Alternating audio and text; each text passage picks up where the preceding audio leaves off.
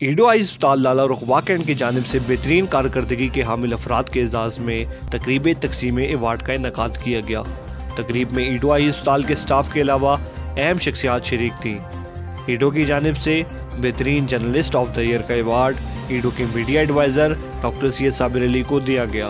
بہترین advocate of the year کا award legal adviser ایڈو طاہر محمود راجہ ایڈوکیٹ کو دیا گیا۔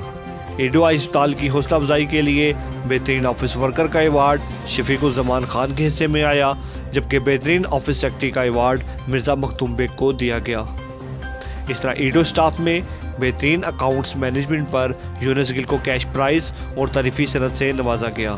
سید عاطف اشراق کو بہترین آڈٹ اینڈ اکاؤنٹ مینجمنٹ پر کیش پرائز اور تعریفی سند دی گئی۔ تقریب سے سینئر نائب صدر ایڈو سید عبداللہ مسعود، جنرل سیکرٹری ایڈو خالد اسحاق، جرنلسٹ و میڈیا سیکرٹری ایڈو ڈاکٹر سید صابر علی، لیگل ایڈوائزر ایڈو طاہر محمود راجہ نے خطاب کیا۔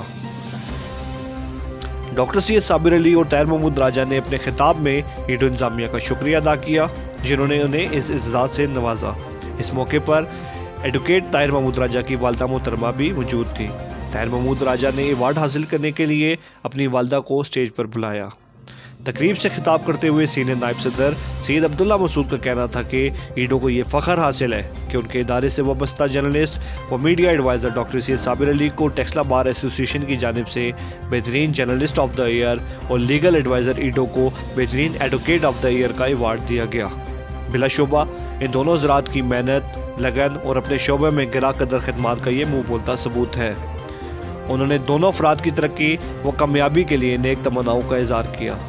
جنرل سیکرٹری ایڈو خالد اسحاق نے اپنے خطاب میں ایڈو کی کارکردگی اور ترقی کے سفر کی تفصیلات بتائیں۔